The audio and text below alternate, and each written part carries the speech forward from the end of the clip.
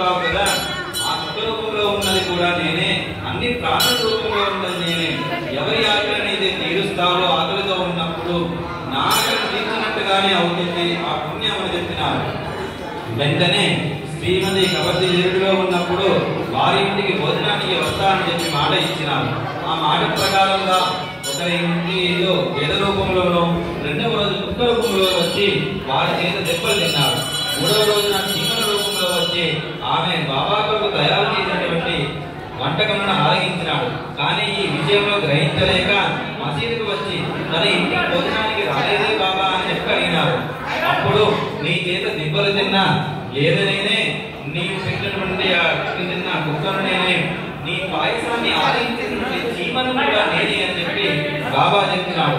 ఆ వంటంలో అన్ని ఆరగించినది నేనేని చెప్పగానే శ్యామాకర్ణ అమ్మవారు చెప్పి నిత్యతంలో ఉన్న ప్రతి జీవుల రూపంలో ఉన్నటువంటి ఆకలి నేనే, ఆ ఆకలిని ఎవరైతే తృప్తిపరుస్తారో వారి సమస్త రక్షణ నాదే అని చెప్పినాడు. మరలా ఆ శ్యామాకర్ణ